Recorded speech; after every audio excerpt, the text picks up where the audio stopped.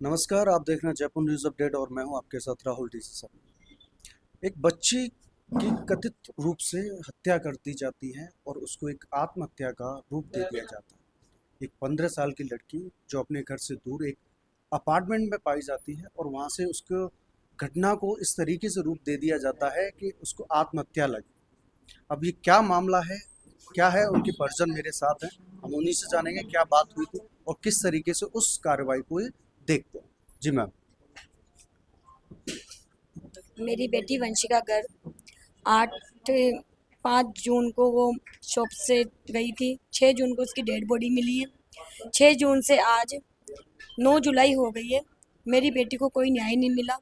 ना कोई पुलिस प्रशासन साथ दे रहा, ना कोई गवर्नमेंट साथ दे रही। अब बताओ, हम बेटी का न्याय के लिए कहाँ जाए, किसको पुकारे, कुछ समझ में नहीं आ रहा। पुलिस प्रशासन कह रही है काम हो रही है, आपकी कार्रवाई हो रही है। 1 महीना 6 दिन हो गए। कब वो कार्रवाई होगी, कब नहीं होगी, हमें नहीं पता। अभी तक आरोपियों का कोई पता नहीं। आरोपियों को कोई पता नहीं चला। इंदिरा मीना अपने जिस आरोपियों का नाम हमने लगाया, इंदिरा मीना का दोहिता है। इंदिरा मीना खुद कह रही है कि वो मेरा दोहिता नहीं है। इतनी बड़ी तो मेरी बेटी भी नहीं है कि इतना बड़ा मेरा दोहिता हो। मैं परिजनों से मिलूंगी, उनसे मिलके बात करूंगी। लेकिन इंदिरा मीना ना तो हमारे सामने आई है, ना हमसे बात करी है। अगर उसका कोई रिश्तेदार नहीं है तो वो सामने क्यों नहीं आई है, और वो अपना मुंह क्यों छुपो रही है, और हमारे ही आदमियों को वो नोटिस भेज रही है। कितने करोड़, 1 करोड़ का नोटिस भेज रही है।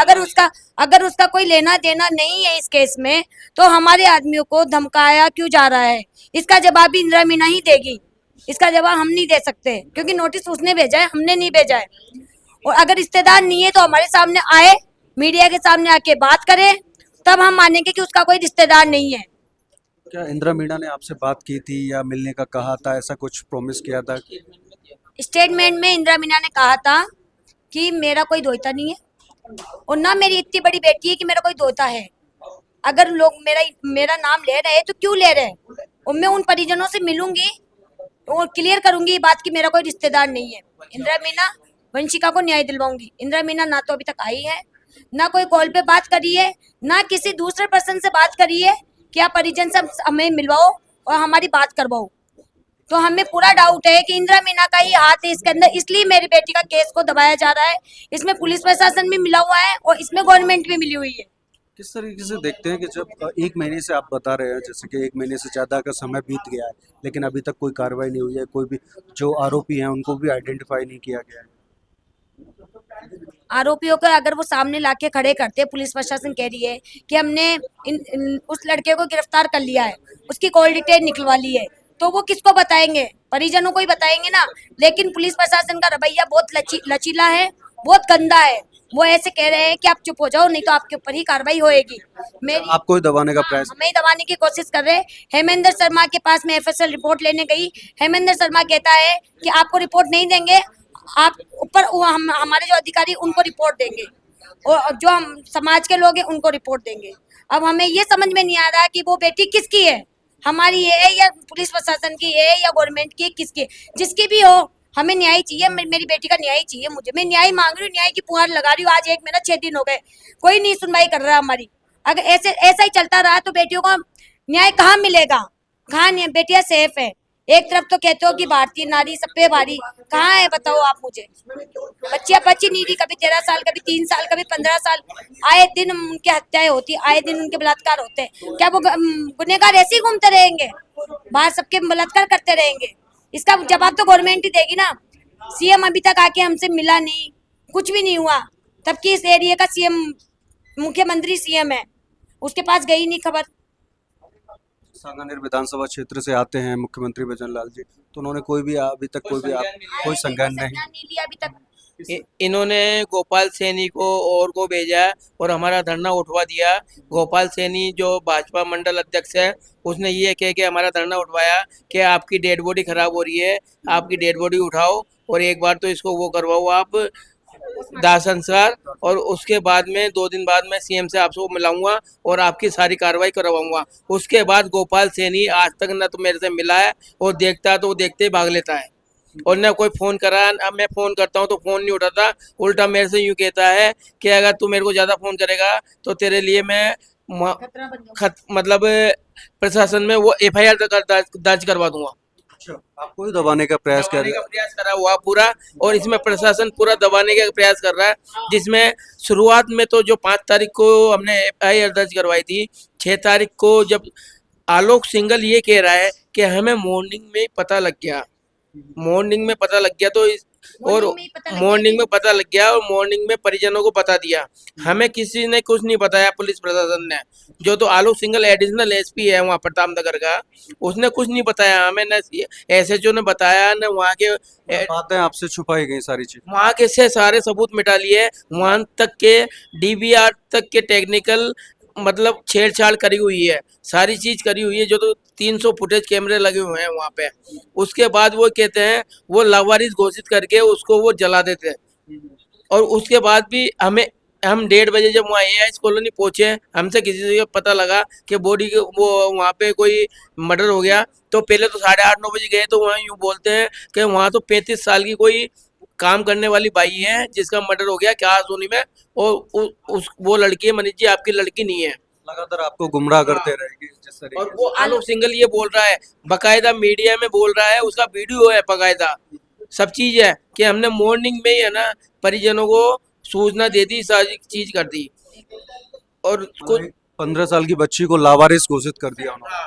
आलोक सिंघल खुद मीडिया के सामने ये बात कह रहा है कि परिजनों ने 10:30 बजे जो FIR लिखवाई थी, सुबह मॉर्निंग में वो परिजनों की डेड बॉडी थी वो उन्हीं परिजनों की थी, और हमको बताया गया कि वो 38 साल की लड़की है।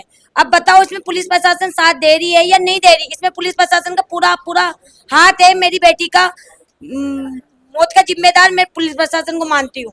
अगर वो चाहते हैं तो हमें सुबह मॉर्निंग में 7 बजे कॉल करके बोलते कि आपकी बेटी की डेड बॉडी मिली है, आप आके एक बार देखो, लेकिन उन्होंने कुछ नहीं बताया। RUHS हॉस्पिटल में मुर्दाघर में ले गए और यूं बोला है अगर आप इसको ले जाओ, डेड बॉडी को अगर नहीं लेके जाओ तो हम इसका संस्कार कर देंगे। तो आपको लगता है कि इसमें बड़े लोगों का हाथ है, जिस तरीके से मामले को दबाया जा रहा है, पुलिस प्रशासन भी आपके साथ कार्रवाई नहीं कर रहा है, क्योंकि 1 महीने का वक्त काफ़ी हो जाता है, और जब इस तरीके का संगीन मामला होता है तो इसमें त्वरित कार्रवाई की जाती है। 15 साल की बच्ची बहुत ही संवेदनशील मामला होता है। इसमें बड़े लोगों का हाथ है, जब तो ये मामला दबा हुआ है, नहीं तो अगर बड़े लोगों का हाथ नहीं होता तो अब तक ये मामला 2 दिन में खुलासा हो जाता।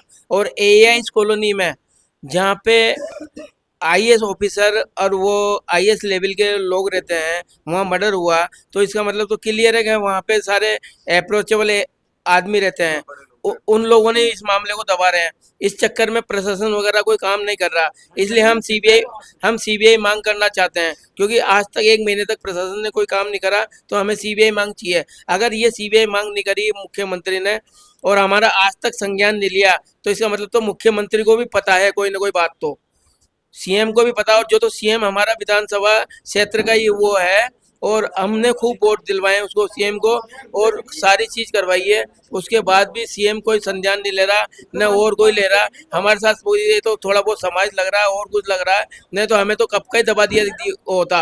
आज शुरू में जब जिस दिन 6 तारीख को हमें पता लगा था, उसी दिन एडिशनल SP SHO और ये सब ने भयंकर दबाया था, गाली गलौज तक करी थी हमसे प्रतापनगर थाने वालों ने, क्योंकि इसको ले जाओ तुम तो वो मतलब एक मतलब लो क्लास के आदमी हो, मतलब हर चीज बोली थी उन लोगों ने।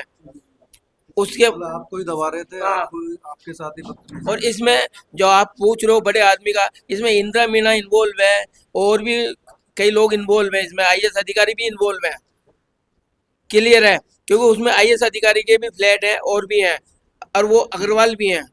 तो जिस तरीके से आप देख सकते हैं कि एक बच्ची की हत्या हो जाती है, कथित रूप से हत्या हो जाती है, और बच्ची एक दूसरी अपने घर से दूर एक IAS बिल्डिंग में जो रेजिडेंसी है, जो अपार्टमेंट्स है, उसके 13वें या 14वें फ्लोर से नीचे कूद करके आत्महत्या, जिस तरीके से कहा जा रहा है कि आत्महत्या की है, और आज उनके जो परिजन है वो दर दर की ठोकरें खा रहे हैं, सिर्फ किस लिए? अपनी बेटी को न्याय दिलाने के लिए। आज उसी बेटी का जन्मदिन भी है, और परिजन बहुत ही भावुक भी है, क्योंकि जिस तरीके से न्याय की उम्मीद एक सरकार से की जाती है, उस तरीके का न्याय अभी नहीं मिला है। उनकी आवाज़ को दबाया जा रहा है, उनके जो अगर न्याय के लिए जो धरना दे रहे हैं, उन धरनों को हटवाया जा रहा है, और उनको साथ बदतमीजी के साथ में गाली गलौज की जा रही है। आप क्या सोचते हैं? हमें कमेंट बॉक्स में ज़रूर बताएं। देखते रहिए जयपुर न्यूज़।